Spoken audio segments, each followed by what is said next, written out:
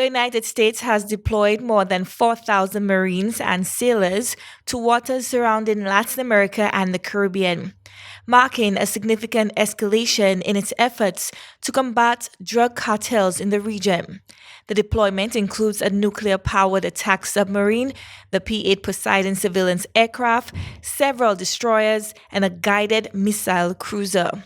This represents one of the most substantial displays of military force in recent years under U.S. Southern Command.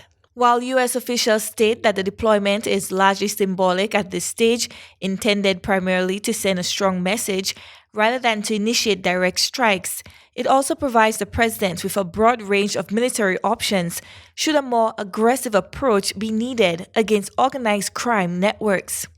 In response to the military buildup, St. Lucia's Prime Minister, Honorable Philip J. Pierre, expressed concern about the potential for further escalation.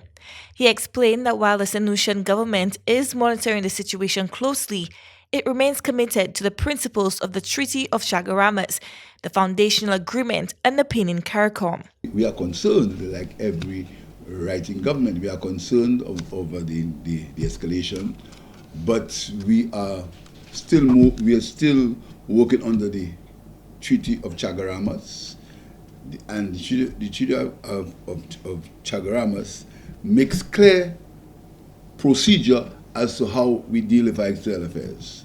Clear procedure. I think it's Articles 8 and 16. Clear procedure. And St. Lucia will be following that criteria, working with our CARICOM governments. Prime Minister Pierre believes in peaceful dialogue and is awaiting an official response from CARICOM before adopting any further position. All governments reserve the right to say whatever they feel is in the best interest. But in St. Lucia's interest, we believe that the region must remain peaceful. We are completely against any sort of violence, both internally or regionally.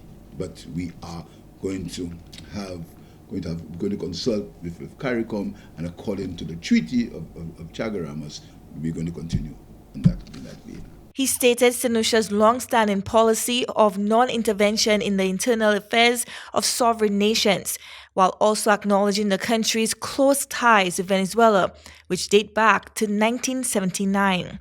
However, he noted growing unease over the ongoing tensions between Venezuela and Guyana, underscoring the importance of regional stability. St. Lucia has taken a position that the internal affairs of countries we do not get involved in, but we are very concerned at the regional impact of the conflict between Venezuela and Guyana.